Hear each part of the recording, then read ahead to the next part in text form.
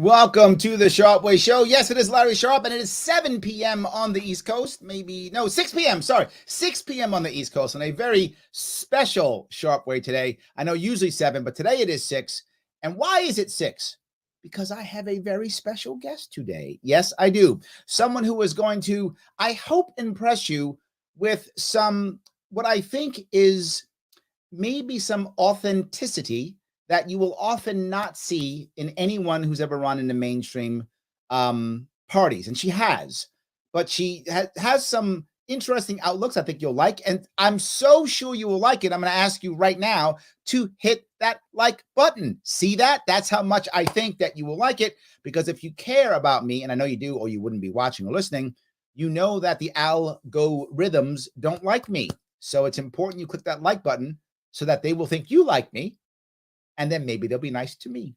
Do that, please, if you would. While I bring on my guest, if I could, I'm bringing on someone she is the Deputy Political Director of the Forward Party and a former congressional candidate in Tennessee, the one, the only Blair Walsingham. How are you? Hey, Larry, I'm great. Thanks for bringing me on. I do want to just correct one thing, not the Deputy Political Director. The Deputy Director of Campaigns and Candidates. We've changed the feng shui of... That's fine. No, please say it again so I can get it right. Go ahead. You are the Deputy Director of Campaigns and Candidates. There we go. Yes, which actually sounds better. That's kind of cool, right? Yeah. I don't know if it is, but it does sound better. So at least that's one good thing you got going on. That's good. And if you want to follow her, you can follow her on Twitter at Blair Walsingham. That easy. It's right there. It's right there. If you want to follow her, please do so. You know, I want to ask you an important question here. You and I have something in common. We both joined the military at 17. You joined the Air Force. I joined the Marine Corps. Now, I know why I did it, right? I didn't know then. But now I look back, I know why I did it. I was desperately looking for positive male role models because my father passed when I was a kid.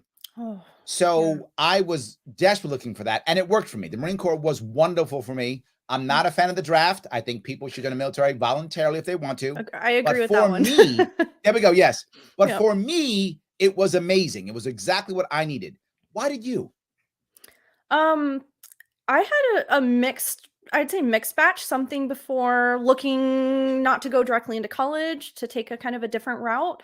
And also just because I grew up in a military household. Both my grandfathers, were Vietnam veterans. My dad was in the Air Force. So I was just kind of following in the family footsteps and thought that was a good way to serve my country. And so that's what I did. 17 is young though, right? To make decisions like that. Yeah, absolutely. But I had the same experience as you. I absolutely loved it. I think it was an amazing decision, changed my life, taught me so much. And I did find that mentorship and a lot of, like true camaraderie when I was in the service. Absolutely. And I do love that idea. But now, all right, you're done with your service. You're married, mother of 4. Yeah. And you decide, you know what I'm going to do? You know what I'm going to do? I'm going to run for Congress. That's what I'm going to do. You decide that. But not just I'm going to run for Congress. You decide I'm going to run for Congress as a Democrat in a deep, deep red district that hasn't elected a Democrat, like 100 years or something? 143 years. Worse than I thought. 143 years. Yeah. Why? I ask myself why sometimes too, but it was challenging. Lots of lessons were learned, but ultimately, at the time, you still have to kind of pick a lane. Are you going to run as a Democrat? Are you going to run as a Republican? I felt more aligned to the progressive policies of the Democratic Party. And I try to be as true to myself as possible. So that was the bucket that I fit best in. But why run for Congress? I mean, you could have opened a bakery. I mean, you could have run for president. I mean, you could have become an activist. I mean, there are so many things you could have done. You chose running for Congress. Why that? Yeah. I mean, I was a bit of an activist beforehand, but Mhm. growing up in a military household, we moved often. Every few years, Mm, sure. Colorado, New Jersey, Tennessee, Florida, Georgia. I've been everywhere. Illinois, Delaware, England. And I've met so many different people and I have friends and family all over the country. And to me, the biggest impact I could have was to be a congressional rep, to be able to bring these different perspectives from and experiences and just backgrounds to Congress to be able to influence policy that would work for everybody. So I thought that that was a skill set and a unique Mm, perspective that I could provide that so many people don't. Think about federal seats, right? Even lower seats, people are like, oh, are they from here? Are they a carpetbagger? right, Things like that, right. right? So you tend to get elected officials who have only lived kind of in one place in a little bubble. And I think we Yep. need more diversity in our leadership. So that just seemed like the right fit for me to benefit the most people at once. It's funny you say that because I happen to like the idea of moving to Tennessee myself. I've been considering leaving New York for a long time. The Wow. place I wanted to go was Chattanooga. I thought that'd be a good Okay. place to go. That's what I thought. I know you're not in that area. You're like northeast, right? Yeah, the top right corner, and Chattanooga's like a different world than There we East go. Tennessee. There we go. That's what I Yeah. figured. But I was thinking Chattanooga is what I was thinking. But then someone said, Larry, move to Tennessee and run for governor. And I'm like, I'm a New Yorker. So I'm going to Yeah, go to they'd hate you. Tennessee and go, "Hi, Tennessee people. I just came off the plane from New York. I like to be Yeah. your governor and show you what to do." That's never going to work. Yeah. I wouldn't want someone from Tennessee showing up and all of a sudden telling me how to run New York. So why would I want the reverse? Yeah. So yeah, I Yeah. get where you're going from, but you are Tennessean, aren't you? I mean, I don't know where home is, right? I've moved Yes, every few years but of you my live there life, now, right? but we have property there. We built Yep, houses there. My mom and yep, dad are here, my sister. yep. So it is home and that's going to be our forever home. I Um, love that. I yeah. love that. I So love it how was there. it It's like heaven, when I honestly. It's gorgeous. what I see in my district is the opposite. It's deep blue. My Mhm. district is so blue that where I am in my um for my state office, Mhm. the Republicans haven't even run a candidate in 10 years. 12. Oh my Haven't run a gosh. candidate. Yes. Wow. And the last time they ran a candidate, the candidate lost by 70 points. Yeah. Not Yeah. 17, 70, 85 to 15. That is how bad they lost. So I'm in a deep, and then 10 years before that, they didn't run anybody. So 22 years, they've run one guy one time. So Yeah. I get that. What was your experience running in a deep red district like that? Like that? Yeah, so I mean, it was really interesting. In my specific race, there was 19 Republicans running. It was an open seat. And Wow. there was two Democrats ahead of me in the race and like a write-in or two on the table too. So at first, I had to compete kind of with the Democratic Party, but I really focused on reaching the Republican voters more. And I Mm, even reached out to a lot of the Republican candidates to talk to them. And that was unusual. It was extremely unusual. People are like, I've never even had a Democrat talk to me ever. And the Democratic Party locally, some of the county parties were not happy about that either. right. They did Right. not appreciate me reaching out to the Republican 100%. Party or their supporters. But it makes sense to me, right? When you're elected to represent your district, it's not only the people who voted for you, right? It's everybody who Right. lives in your district. My district is historically very conservative, very red, very rural. So I wanted to talk to everybody. It was tough. It was great at first. I would have these conversations, we talk about policy, talk about the issues we're facing, and then they would go, "I really like what you stand for and I like your ideas. What party are you with?" And then I'm like, get nervous and I'm like, Of the if you other like what I party. have to say, yeah, what does it matter what party I'm with? Yes. And they're like, "You're not a Democrat, are you?" And I'd be like, "I am the Democratic nominee." And then they're like, "Oh no, I could never vote for a Democrat. I don't want it on my record. You'll bow to Nancy Pelosi. Um, you'll New York us." That is something they would actually say, like, we don't want to get New Yes. Yorked. So that was the No, biggest no. barrier. I feel the New York pain. I'm already New Yorked. Like I've You're physically been already New New Yorked York. already. Yeah. Yes. Yes. And it Absolutely. is very different, right? Like our property taxes out there are minuscule, Right. comparably to, upstate New York, it's insane. It's massive, right? Yes. So they think Absolutely. that's what they think. They have like this fear-based reaction to the word Democrat. They're going to raise my taxes and everyone's going to quit working. They think all these negative connotations. So it was great to have those and where I conversations. am, when someone uses the word, where I live, when someone uses the word conservative, that's a pejorative. That's not a descriptor. That's an insult, right? Where I live, they go conservative. That's like an insult, right? Yeah. Yes, I completely, I totally get that. That's funny. But let me ask, what I liked about your campaign is you were a Democrat. Yes, you identified more with Democratic Party, but you weren't a typical Democrat. You didn't hide it. In other words, you're a Democrat, but you're pro Second Amendment. I mean, if I quote you right, I think you said, you said most crimes, most firearms used in crimes are actually stolen. Yes. So the laws you make don't matter. And that Democrats don't say that.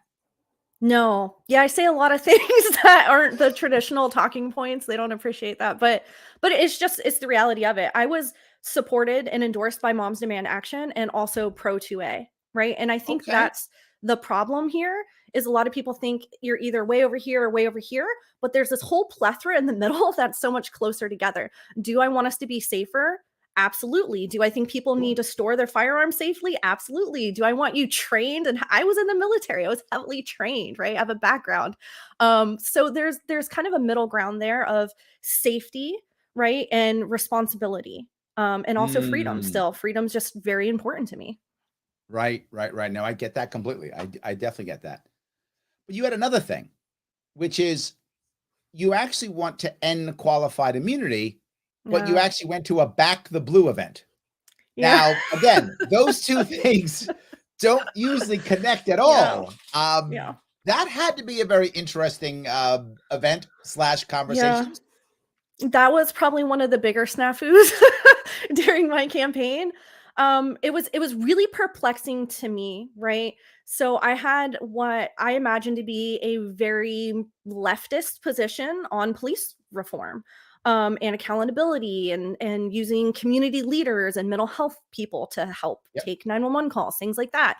But I wanted to go talk to the people who were going to be affected by that, right? And who is that? That's the police force. I had a local friend. He was one of my county's police chiefs, right? And I had all these conversations with him. If you want to make progress on any issue, you got to talk to the people who it's going to affect and who it's going to vote, right? If they only hear from extreme news sources, they have no idea, and they're going to be fear-based of these policies as well. So I made palm cards, and I was going to go and talk to them, share my palm cards, explain about policy positions, and there was such an uproar from a lot of the Democrats. They told me not to go. They told me to retract statements, put out public apologies, and I did not. Because at the end of the day, I think you got to stand for what you stand for and not bend a knee. If I was going to bend a knee there, where would I be if I got elected? 100%. You just one of them. That was interesting. Yeah. Right. You just become one of them. Absolutely. 100%. Yeah. No, I like that concept. And by the way, if you like what is happening now, and do me a favor, if you're watching on Twitter, then please, guys, if you're watching, retweet this on Twitter right now. Let people know what we're doing. So if you're watching this on Twitter right now, you like what we're saying, please retweet it. It does matter. And by the way, for those of you who want to do super chats, if you go to Larry Sharpe YouTube page, you can do super chats if you want to. Happy to do that, right? Happy to do some super chats so that we can make those things happen. So let me go to the next piece if I could. You're also very pro cannabis. Yeah. And that's not normal for the rural areas. Now, when I talked about cannabis in New York State, I was all about farmers having local grows. I mean, I was about, regulate it like onions, make it like make it like a plant, and let farmers have craft grows and let them make some damn money instead of getting bought out by all the big farms, right? Yeah. Which I'm sure is happening in Tennessee. It's happening in New York. I'm sure it's happening in Tennessee. Yeah. All the small family farms can't make $1 because they're getting hammered. Well, you know what? Grow some weed, do a craft grow, and now you get cash. You got to market it. Now your daughter comes back from college, doesn't leave and go to the city. She stays on the farm and starts marketing your weed. What's wrong with that? Right? Yeah. Well, rural areas, a lot of farmers would love to keep their families together, but they can't. There's not enough to do on the farm. You can't make enough money. But if you got a craft grow, all the things that that cannabis business would Mhm. create is opportunities for the daughter-in-law, the son-in-law, whatever, opportunities for the family. The cousin can come back, right? Whatever, Yeah. all the Yeah. things that we could do. So was that where you were too, or no? Yeah, that's definitely a part of it. I actually went to farming school and Mm, everything. And one of my favorite lines, what I would tell people is cannabis is actually a recommended rotational crop. It is good for your soil. It actually puts nutrients back in and will make your next crop grow better. It's look at obviously a that. huge cash in. It's lucrative. And Yes. it doesn't make sense for people to be spending money out of state, right? They're making the money in state, sending it out of state. Let's just do that. And then there was another aspect, more personal, like your reference to the actual farmers. Um, dark statistic here, guys, but farmers are in like the top of the suicide list. Okay, Yep. they're literally struggling so bad that they end their lives and their families are suffering. And with the weather changes and things, there's been trouble with different crops. We had major flooding in East Tennessee, etc. So it really just made sense in so many ways. You're helping your community, that money's going to come in, it could help the education system with funding. There was just massive benefits. But you said something interesting, Larry, that traditionally rural areas aren't pro cannabis. What I found is it's more generational and less geographical. Old school Oh, okay. conservatives tend to be more like anti cannabis, like it's the devil's leaf, old Right. school Right. messaging. But a lot of the younger rural Republicans fully supported it. We actually had several Mm. Republicans, even in my race, that also were 100% pro legalization. Well, there we go. I love the idea, right? And you brought up a very important point. I would be more graphic than you. What I would often say is, if we don't give us farmers in New York State are in such trouble that they actually know the amount of time that their life insurance is that many times there's a life insurance clause that says we won't pay out for suicide Mm, unless you paid up like 2 years or 3 years, whatever the case may be. So what some mm. farmers are doing are waiting until the day after and then putting a shotgun in their mouth, Yeah. or they divorce their wives, Mhm. right? They divorce their wives and wait the amount of time that's required so that the wife isn't responsible for everything. They take on all the debt and then blow Yeah. the brains out because it's the only way that their family can only survive. Because if they put so much debt on the farm that Yeah. there's no way out, right? Yeah. So the only way out is to divorce your family, Mhm. send them away, absorb the debt, give them all your money and everything, wait the amount of time, and then put a shotgun in your mouth. Yeah. And I then I I there's no one to pay the debt off. I personally think this is one of the darkest things about current policy choices in our country. I believe that 100%. the level of poverty people are experiencing is a direct result of policy choices like this.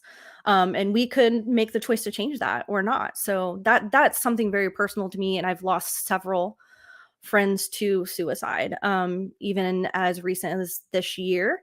And most of them were military veterans, and one of them Yep. was a farmer. So, Yep. Constantly. They see yeah. no way out. They see no Tw- way out. what is it? Yes, 2022 a day? 22 a day. Yep. Absolutely. They see no way out, and then this becomes the way to fix the problem completely. So Yep. what you said is policy choices. Mhm. I would argue there really aren't many choices because of something that you mentioned, which is corruption. Yeah. You have decided to move away from Democratic Party and to go with the Forward Party. Yeah. And when asked, what I thought was interesting is you didn't say what most people say, which is, well, Forward is cool and new, and Andrew Yang's cool and new. I hear that all the time. Like, that's what I Yeah. hear, right? You didn't say that. What Mm. you said is it's anti corruption. But Mhm. you had said that about your own race. When people asked you why you were running, you said, really, I'm running against corruption. And then when Mhm. you saw Forward as being anti corruption, that was a natural link to you. Why that? Yeah. I'm a doer. I like to take action, and what I see is problems, right? What is the root cause of most of these problems? It's corruption. It's dark money. It's the two-party system. Throwing people off ballot lines. I know we're familiar with that. Yep. That's corrupt. When you have the people, um, who build the game and play the game, writing their own rules to their game, that's corruption, right? And changing the rules. Changing the rules, not telling you what the new rules are intentionally, all of it. Like there's no other word for it, you know? And if you're tuned in, it doesn't happen in just one party. Arguably, a lot of people feel it's stronger or more awful in one party over the other, but it doesn't really matter, right? It's both bad. The lesser of two evils is still an evil. So that was something really important to me. Like I literally joined the military for my country. My dad was shot and drugged across the desert for this country. My grandfathers. It's important to me to actually be a good country that puts people first and not let people have control of that who aren't listening to the needs. So yeah, that's really important. And foreign party has these reforms at the core focus that can change that dynamic and ultimately kind of pull the rug out from all that corruption. So that's what I would love to see happen and think could be the biggest way to kind of like break in that door to get effective change in the future. Yeah, you said that you feel our democracy is non-inclusive. Yeah. Yeah. I mean, yeah. Matt, how can you have a democracy if it's non-inclusive? Like that's literally not a democracy, right? I would have to agree. I don't think it is an actual democracy at this point. And other countries teach that now in schools, that America is falling off the democracy list. And here's a perfect example. I'm a veteran. I'm a taxpayer. I'm a registered independent. Do I have any say in the primaries? Nope, I cannot vote. And even more so, to your point earlier, for 20 years, they haven't even run other candidates in different districts. These races are ultimately decided in the primary. Whoever wins in that district's label, whether it's red or blue, they're going to be your, general elected official. So I think to me, that's what we're saying is it doesn't matter if you served your country. It doesn't matter that you're a taxpayer. We're not going to allow you to have a say in who your representative is. And as we know, most people in this current dynamic are registered independents. They're not registered Democrat or Republican. We actually outnumber both parties now. Yes. In my state, again, I'm a deep blue state. Mm-hmm. So in my state, we have a situation where Democrats still outgun everybody. It's about, if I remember right, 6.5 million registered Democrats in New York State, but there's about 3.5 million independents and about 2.5 million Republicans. So, I mean, we're a big state. There's 18 million of us, right? Yeah. It's a big state. But with those numbers, it's still Democrats outgun both combined, right? There's only 6 million when you combine independents and Republicans, 6.5 million Democrats. So we are very much a very deep blue state. We haven't had a Democrat win a statewide election. Nothing, not attorney general, not senator, nothing. A Democrat in 22 years. Wow. Yeah. Nothing. Not one Republicans won any statewide election in 22 years. And the state's getting bluer, not redder, because all the New Yorkers are moving to Tennessee and Florida. They are. That's actually true. I actually looked that up on U-Haul. They show you like who moved from what states where. It's pretty interesting to see those. I think it might be good though, because it's almost like mixing it up a little bit more. So it might. I think it is good because what you're getting from New York, people in like Tennessee and Florida are afraid you're going to bring all your liberals. The liberals are staying here. They're not moving. It's the Republicans who are leaving. Well, they're going to get to Tennessee. Democrats and be like, this is great. Still. They're gonna be like, the taxes here are wonderful. So they'll be happy about that. Most of the people leaving are actually, if not, they're either right-leaning Democrats or they're Republicans, but they're New York Republicans who aren't as hardcore as many Oklahoma Republicans. That's who's actually leaving. That's who's leaving. But the hardcore liberals are staying. This is literally their utopia. Yeah, I'm not joking when I say that. This is literally their utopia. They have a stronghold, right? They have a consistent ground that they hold. They control the maps, all these different things. I would call that corruption too, right? Gerrymandering, saying, I'm going to cut this little bit, this crazy shape out because I know these people are going to vote this way. So that's another policy, like independent redistricting committees, coming up 100%. With some other forms of doing that without the ability to be corrupted. Well, I actually call it the program. The program? Program, BRO, program. B stands for better ballot access. R is for ranked choice voting, and O is for open primaries. So it's the Hey, program. yeah, I like There we that go. one. Yes. So I tried to run on that last year, but Andrew Yang liked it. He was with me in Freedom Fest this Yeah. last summer, and he endorsed me, which is great. I did get the forward party endorsement, so I was very happy to get that. Yeah. That I know of, I was the only libertarian running who got that. There may have been others, but that's the only one I know No, of. that's true. Yeah, that is true. So I'm happy that I'm the crossover guy. Look Yeah. at me. So yes, but so I did like the program. I thought it was a good idea. The ballot access affected me directly. Ranked choice voting affects us all, and open primaries affects us all. It really does. It really does. I feel like that's actually, I'm so torn between which one is more important. Ranked choice voting or comparable voting reforms to me is ultimately really important in any primary, because most people maybe like a different candidate, but they're not sure that they can pull it off or that other people will vote the same. So they're like, I might pick this other guy just because I think they're more likely to win. So if we change that method altogether, more people are inclined to like, all right, this is my first choice. I really like this person. If for some reason enough people don't, my second choice is this other person. Cool. So you still have this progression of at least you had a say in who your elected rep is. But nonpartisan primaries to me is like where it's at, because I like to vote for a person, not a party line. Right. So I'm like, I might vote for a Republican for my Senate seat. Maybe I like this Democratic for the House seat. So I really feel like I would be more represented if we could do that system. So I think the two though together is like, that's the game changer. That's why I call it the program. It's all together. I want all three. That's why I want. You got to give me better ballot access so I get more parties. You got to give me ranked choice voting so I get an offensive and defensive vote, and you got to give me open primaries to give the little guy a chance. You do those three, and now we got a party. At that point, now we're playing the right game. I like that. At that point, now we're good. But you decided to go forward. But you did say though that when you first heard UBI, which was a tenet of the Forward Party, not so much now, but it was at that point, you said you didn't like UBI at all when you first heard it.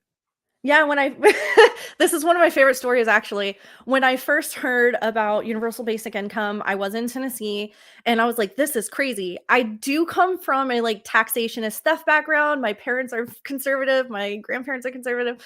So I'm always like boo taxes.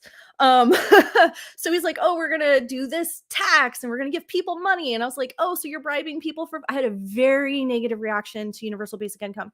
And this is how I actually got sucked in. I met with economists, seven, and I read all these books and I came around and was like, wow, I'm really wrong. I'm very wrong on the way this would function. Currently we have a lot of considerably leftist traditional policies, welfare programs, food stamps, things of that nature. I've had government help at times in my life, and I've been a manager of people, servers at a restaurant who were also on it, and they couldn't even take extra hours. They couldn't take the extra shift for the 1 week because they would lose their benefits, and it didn't.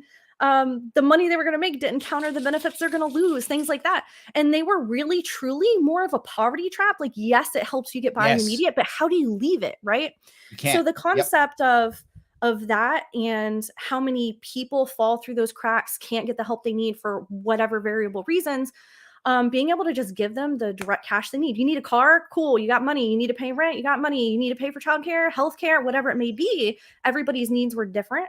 So instead of having 200 different programs and all the hoops to jump through, paying the government to run it and sit in an office all day and leave the files on their desk, I think it ultimately would be an amazing plan to really lift people out of poverty, truly, instead of trapping them in it. So I had a complete 360. Yeah. There we go. So guys, I'm going to ask you something. You may not know where you're going. You may have a 362. You might. How are you going to figure that out? You're going to go to my sponsors page, which is theadvocates.org. And you're going to take the world's smallest political quiz. It's like 2 minutes long. It's free. They're going to ask for your email. The Advocates for Self-Government are an organization that want people to govern themselves better, stronger, faster, better. If you like that, then please give them your email, and you'll get emails every once in a while from that organization. If you don't have to. But either way, take the test. You get the results. Share them online. If you share those results online, other people will see it. they'll have those same conversations. It's free. It supports my sponsor, which supports the show. So please, guys, go to theadvocates.org, take the world's smallest political quiz. If you don't want to, it's okay. You can also take one of their other surveys. They have many surveys there. They have surveys on government spending, surveys on political correctness, survey on military spending, surveys on all types of things. Take one of the surveys, same thing, share it. You'll be amazed where you'll come up sometimes. But here's the most scariest thing. And Blair, you may not know this. The advocates have been giving out the world's smallest political quiz for decades. And if you've taken it before, you can pop up as either a progressive, a conservative, a libertarian, a moderate, or an authoritarian. Most people come out moderate, believe it or not the majority. The plurality are moderate, which is most Americans are moderate. But the smallest one, which is good, is authoritarian. That's good. That's the smallest one we have. However, recently we have seen an uptick in authoritarians. Yeah. Just thought I'd put that out there for you. Yeah, not a fan. Yes. Not a fan of that. Have you ever taken that quiz? I don't. Is it the one that's like a box and it kind of moves you around? I have. Yes. I've done it a few times to kind of see if I thought it was consistent. It was pretty consistent for me. There we go. Yeah. So yes, that's the advocates.org. So anybody who wants to, please check it out. You can also super chat me on Larry Sharpe YouTube if you want to. And if you want to follow what Blair's doing, head over Twitter, head over there, check her out at Blair Walsingham. Very simple, her name. You can check her out and follow her on Twitter. So I want to go to another piece, right? When I was running for governor, I'm not a fan of UBI because I don't like rich people getting money. So I prefer the Milton Friedman model of UBI, which is the negative income tax, the NIT, which I call the GIB, the graduate income boost. And in that plan, I don't know if you know that plan. I do. It is you pick a certain amount, whatever that amount is. I pick 36,000 as a border for New York State. It's a good number. And as long as you don't make over 36,000, you get some kind of help. And it's graduated to get you up to 36,000. Once you make more than 36,000, you get no help from the state government. But below that, you get money that moves you up towards 36,000. So if you're wealthy or you're making 40 grand a year, you don't get the state government help. You would still get your federal help if you have federal help, but you wouldn't get any state federal help. What do you think of an idea like that? I mean, I'm a fan of the negative income tax plan. I was favorable of your plan. If I was in New York at the time, I would have definitely voted for you. And I was, you have one called like the HUE, I think HUE. Yes. Yeah. And stuff. So I read that, and, with your endorsement, I had to explain it to some of the UBI supporters because it's different, right? It's different than St. Andrew's model, right? But I still think it's an absolute step in the right direction. I was a fan of that. Clawback methods, I think, are okay as well. And somebody made a good point here. Like, think of all the government employees being fired. Yes, smaller government, more money back in your hands, and that would still do it. The only thing I'd argue with you on is the limit. If I was I'm a family of 6. To be fair, I'm not a single individual. 40K, we would like starve, right? I would probably lose my house. It's 40K. No, it's you and your spouse. Oh, so that's single income per person? Yeah, per person. Okay, well, that's a little bit better then. Yeah, okay. Yeah. I might not argue as hard then. Yeah, and but something else. It's not meant for you to have a good life on.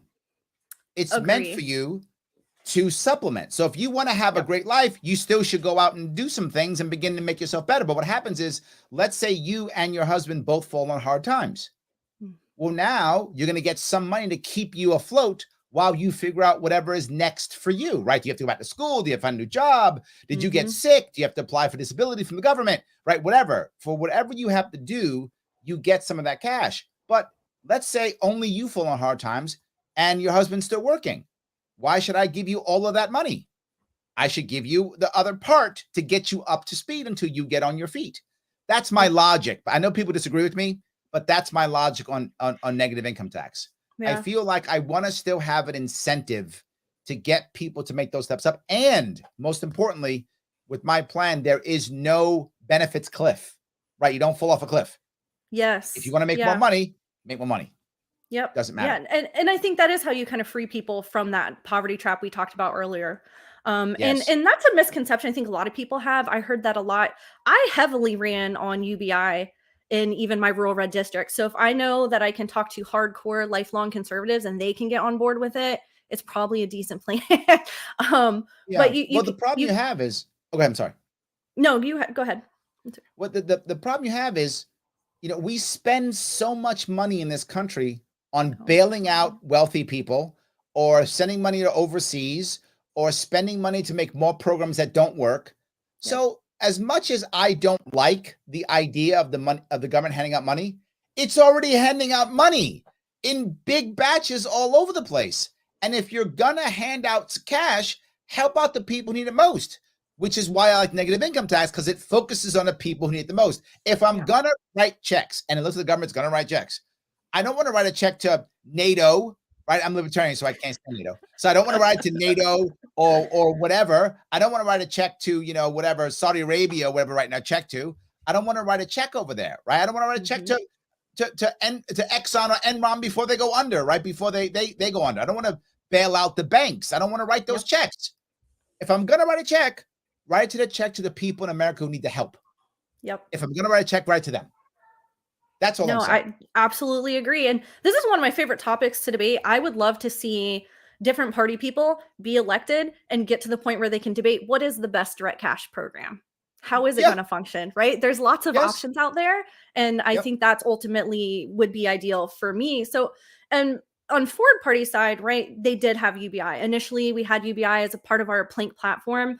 But what we realized is whatever party position we can build at Forward Party, we're probably not going to get. It's somewhat political theater until we can break down those other barriers to entry to even have a seat at the table to start debating what those policies could do, right? So we laser focused in on the electoral reforms, breaking down those barriers and making a multi-party system. But even within that, right? the program. That's the program. That's going to catch on now, Larry. I think it really is. There we go. Yes. I love it. We need some program shirts. There we go. Ultimately, we still have some, like values and priorities. And one of those things is free people, thriving communities. And what does it take? What policies are going to fit in that? That's going to look different in New York City versus, rural Idson, Tennessee. And I think that's actually the kind of beauty of it, is being able 100%. to tweak the policy to the actual people in that area instead of mandating it from the top down.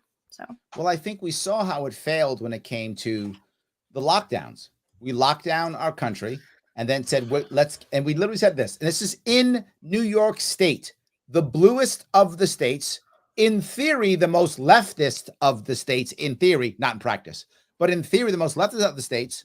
So we're going to now, of course, give money to all the people. We didn't. We gave money to the government. We took money and gave it to the government and government workers. And my whole point was, if I'm going to write a check for a billion or trillion, whatever the money was, $1 trillion, whatever it was, just write a check to the people. We got $2 trillion that we're going to magically make and give out. Okay. How many households are there? Divide it by that. There's your check. Go.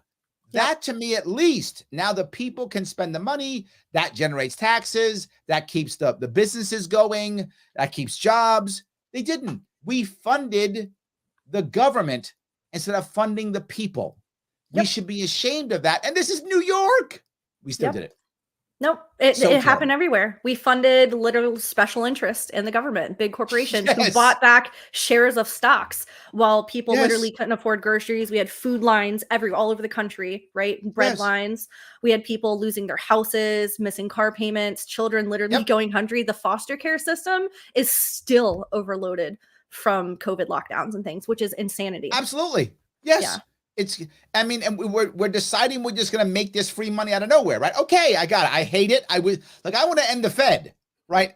I'm a libertarian. I don't even want a Fed, but I'm a realist. I know the Fed's not going to go away tomorrow. I wish it would, but it's not. Okay, it's not. So we're going to magically make more money. Got it. Let's at least do the right thing with it at a minimum. I know I'm a little bit animated, but I saw it in New York, how it crushed so many people, and it went it was nothing but better. Now I have more people who think socialism is the only answer. I'm not on that team either. What else can they think when the government keeps making magic money? Of course they think that.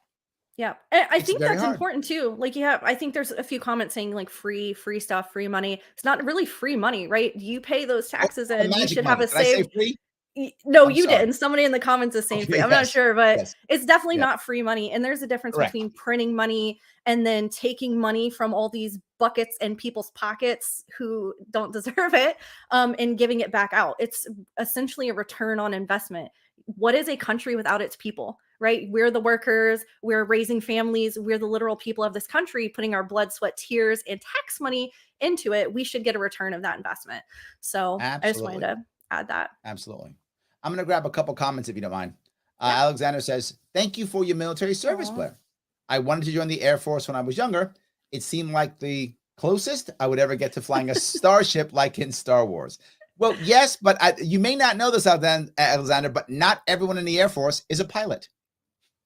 That's true. And actually, the Navy has more planes and pilots typically than the Air Force. So if There you we really go. want to fly, Navy's actually a really good bet. However, I'm military and Air Force was my jam, and I do recommend it. I think the Air Force is amazing.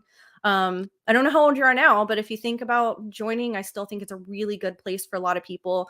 Give you an education, leadership, and like I said, the camaraderie and family that you build within your units is uncomparable to anything I've ever Yeah. experienced. Yang Gang comes close for me. I've met a lot of lifelong friends through this movement, but the military was definitely where it's at. No, I still have friends from the military. Mhm. Yeah, of course, absolutely. Yeah, lifelong, So forever. Pete Clark does what he always does. National debt, Yeah, that's a 31 big number. trillion, Yeah. 395 billion, 133 million, $116,713.19. Yes, I Yeah. do this almost every show. I read the debt so we don't forget that this is over our heads, and the magic money we're making comes from this debt. Yeah. So maybe one day we'll stop. I don't know. I don't know. I feel So like genuinely they could start paying that down if they really wanted to make the policy choice to do that. And I don't see it. I agree with you. I never have seen a actual like Republican elected official get up and pass any bill that funnels money to pay down the debt system. Yeah, no. The thing is, we're never paying that back. Like that's yeah, we're never. At one point, I don't know when that point is. The U.S. is simply going to reboot the dollar at zero. They're just going And to it etch a probably sketch it. Yeah, Right that's off. correct. It'll Yeah. probably be, my assumption is it's going to be with a digital coin, but it may not be. It might be with a non-digital coin, That's but I think it'll be a interesting. digital coin. That's what I believe it will be. And it's just going to go, oh, we don't have any debt anymore because we say so. And this is now the new dollar because we say so. You don't like it? We'll invade. So you can be bombed or you can accept what we say. I have a feeling the government's going to do that one of these days coming up here, probably in my lifetime. I don't see any other way around it. Sounds so Yeah. terrible, doesn't it? It's No. not the best outlook our country has had, right? I think it can be better and it's up to us to change it. Larry, can I respond to one comment real quick? Of course, whatever you want, please. I think Larry is on the same page, but I'll just speak for myself here. I'm very, very, very anti-war. And the military does so much more than that. Think about your National Guardsmen. They're the ones coming out and saving people and sandbags and food drives and checking on flood victims, like all of that. Their loyalty is to the state, and they're genuinely out there to help people. And then like I can't help but be like slightly protective of this issue. My dad, I would consider a literal hero. He has literally saved people's lives, while he was overseas, from literal terrorists. So I do think there is a balance that we need, and our country's decisions tend to be pro-war because they make money off of it. And again, I think 100%. there's ways that we should change and can change that. So I just want to throw that out there. Military doesn't equal war directly. Okay, great. No, please, of course. Sam asks, what's Blair's thoughts on national divorce? Is it a good idea to allow progressive states to be more progressive and conservative to be more conservative? I mean, I think it's up to the people, right? That's supposed to be the power of voting, is saying, I like this person's idea for my state and we should try this here. So I mean, I would just be a fan of letting people make that choice to each state. I am kind of favorable of states being able to make their own decisions and less federal mandates over it. So Here we go. Josh says, one word describes Blair: authentic. You have a thank you, fan. Josh. There we go. You have a fan. Josh is cheating. Josh works at Forward Party too. So I love it. Oh, good. I'm not saying he's wrong. Valerie says, I hesitate with pot, having grown up around potheads, and now years later seeing what it has done to him. No memory, forgets, and paranoia to a point we have not spoken. I see it differently. I think it's a valid point. I don't think that pot has no side effects. What I'm saying is pot is not deadly, right? If you do any substance too much, you're probably going to have a bad side effect, regardless of the substance, weed included. All I'm saying is if you overdo opioids, you're dead. If you overdo cannabis, maybe you have some memory issues, which is bad. You shouldn't, but you're not going to die. And even if you are going to have someone with no memory, it's not my place to tell you that you can't have cannabis. And I don't know what your alternative is. And as you know, Blair, for sure, there are a lot of veterans that the only reason why they're still with us is because of weed, right? Without cannabis, they're not with us anymore. So I'll take some guy. And again, I'm not dismissing your concern, Valerie. I think your concern is a valid concern. I agree with it, in fact. All I'm saying is the alternative that we're seeing now is far worse. I would take that problem and work with that than the problem that we have now. That's just my view. Blair, where's your head on that? I'm sorry. No, I mean, like, I agree with Larry. Any substance, you have risk, right? Look at alcohol in this country, which is actually like a #1 driver of deaths, and people lose their jobs, lives, careers, everything, family over alcohol abuse.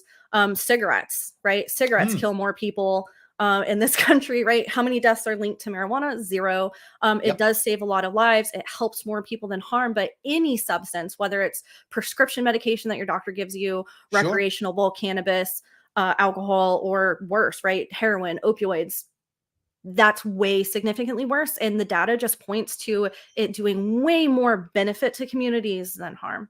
But obviously that's hard and that's really something tough to deal with. And when you grow up around somebody who has a substance abuse problem, that makes sense that you would have a negative connotation of it. Absolutely.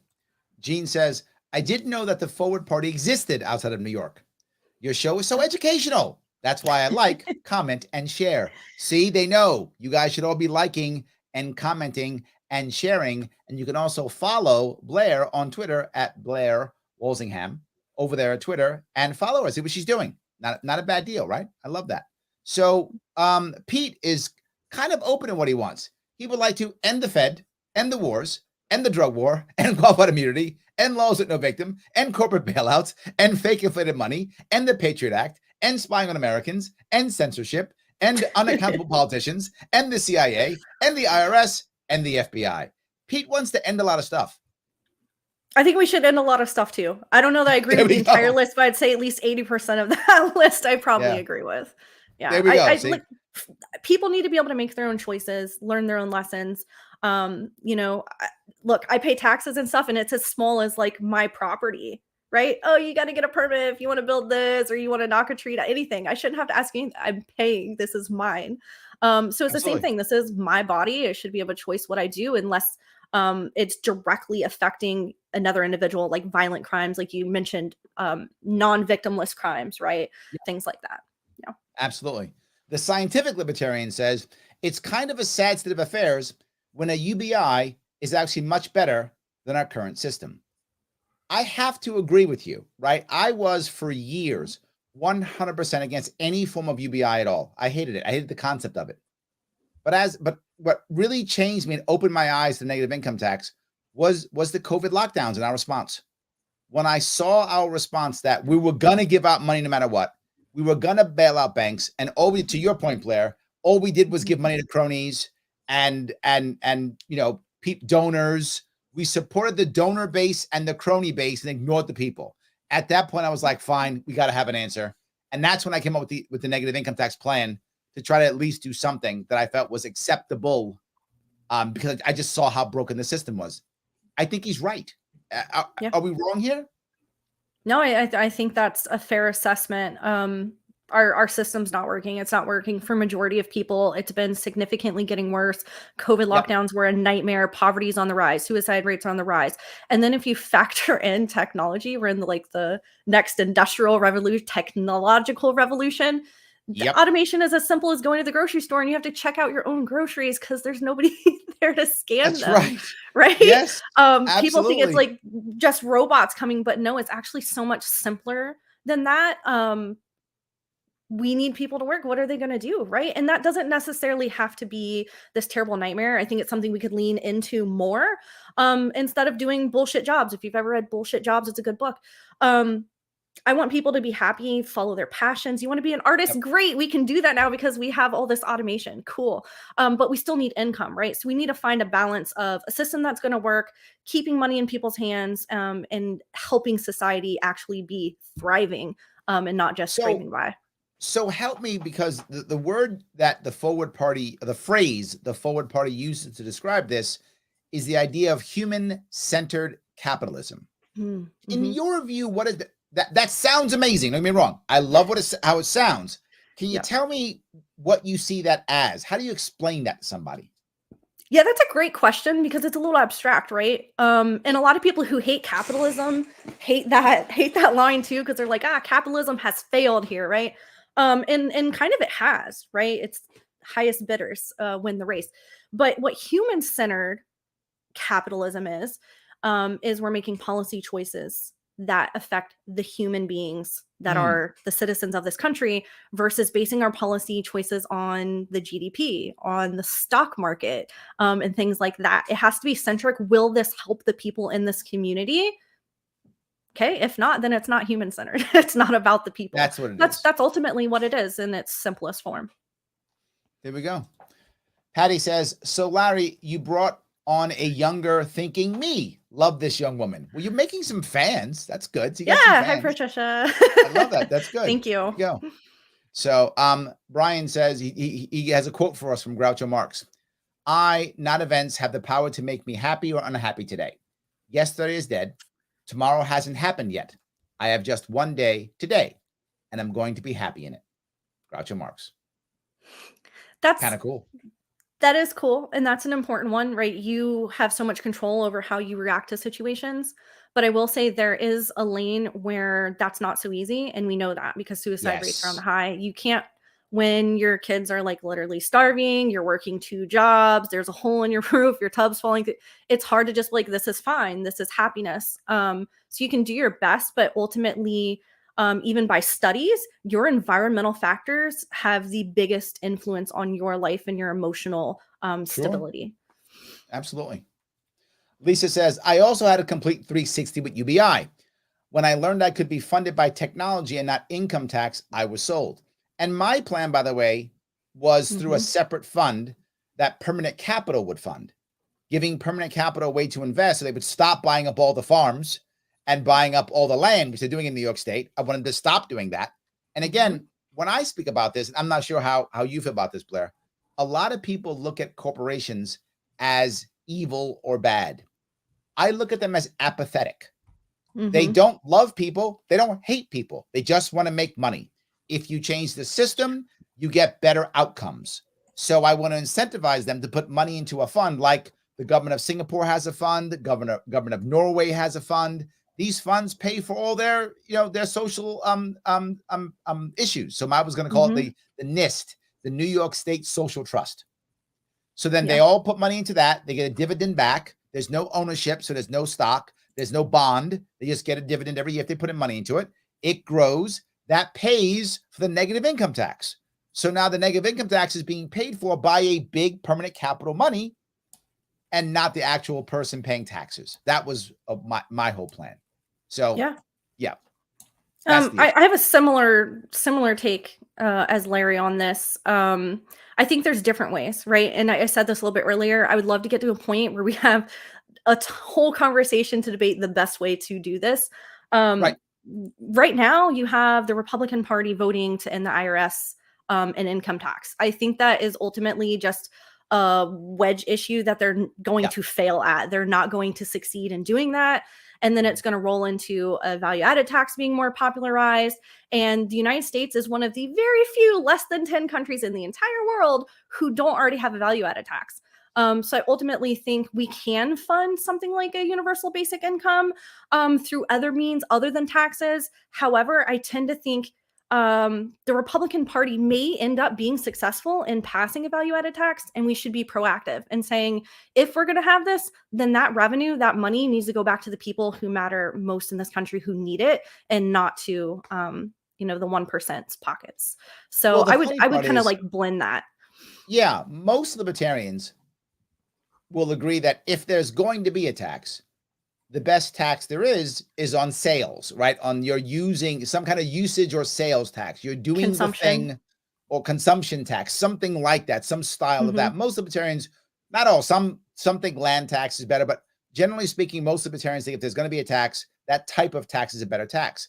And I tend to agree, because then if you're wealthier, you by default pay more because you're using more of the things, you're buying more expensive stuff. So you are by default paying more taxes. So I do see your point. I think it can be done to where the people who are poorer will need more, but the people who are richer will naturally pay more.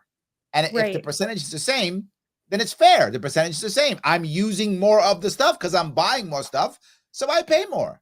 Makes sense. Yeah, you're speaking my language on that one. Yeah, I think 10% of an apple is going to be 10 different than 10% of a yacht, right? Yes, correct. Absolutely. But we're paying 10%. So I'm paying my fair share, aren't I? Correct. So there we go. Yes, absolutely. So Joe says, believe it or not, I think 31 trillion can be paid off still. I think it could be, Joe, but the problem is, and this is the other issue, a lot of this debt is to the bankers. So if I pay off all the debt, I will be paying off China and Japan, and people bought our stuff. They will. And I'll also be paying off the bankers who have been collecting interest on this for a bazillion years. So I'm paying them off too. So maybe, I don't know. Where are you on this one, Blair? I mean, I think anything is possible if we dedicated our time and money to it. I don't think they're ever going to make the policy choice to do that. And it's just used to get people to vote a certain way. It's a talking point, and I don't think it's anything more than that. Yes. Dave says, Larry, speaking of a digital coin, if the federal government invested in Bitcoin in the beginning, would they have been able to pay off the national debt? Yeah. If they had thrown money when it was like $100 for a Bitcoin. Yeah, absolutely. 100%. By the way, I'm having, not tomorrow, Friday, I think Friday, I'm having the Bitcoin man on. He is going to be on himself. So we're talking about Bitcoin. We can do that. It is, hold on. Yes, it is Friday. I'm having Herbert Sim on to talk about Bitcoin. So if you want to talk about Bitcoin, Dave, he is the person to speak about that. Do you have a view, Blair, on crypto in general? Do you have a view on it? Yeah, I'm mostly favorable. Most of us use like debit cards, right? Not cash anymore and things of that nature. I think it's just like kind of the next inevitable step of the changes of monetary value. There was a time where we only had actual handheld money, and then we had checks. Now we have debit cards. Now I pay with my phone. And I think just the combination of that with blockchain technology and being able to have like, I'm verified, I am me, right? I have a sovereign identity wallet. I do think it could work amazingly. But there's obviously pros and cons, and we need to do it the right way. And we need legislators who understand technology to actually help write that. Not people who don't understand it whatsoever. I just shout out Lisa real quick. I can tell she's part of the gang. Her comment about human-centered capitalism, perfect. Thank you so much for that one. Oh, hold on. Can I find it here real fast? Is it this one? Oh, yes. Yeah. Human-centered capitalism is a floor for capitalism to operate on. Capitalism doesn't work when people don't have money to participate. People will take terrible jobs when they don't have the option to negotiate. When you play Monopoly, you get $200 from passing go. So is the $200, is that the UBI? I'm favorable of Scott Stanton's version of the 1200. $200 won't get me much, but that's just, you know, an analogy. It's Not in today's. easier for people to kind of like comprehend that system. And there's such a big benefit to that too, right? You see people be able to spend money out in their local communities. They open more businesses. Like there's just such a snowball effect of like a booming economy that Mhm. comes with that system. So Absolutely. Rick says the failure of capitalism is the failure to have capitalism. We need to bust monopolies. That I agree with 100%. Yes. Monopolies and cronyism and oligarchy has crushed things, Rick. You are completely correct on that one. And empower individual participation in the markets. I think we saw that initially with the internet, and then it became a monopoly or oligarchy. Am I wrong with that, Blair? no, I agree. I think almost everything is like that. Even in Tennessee, Yes. we have Ballad Health came in, closed 13 hospitals down, and took over.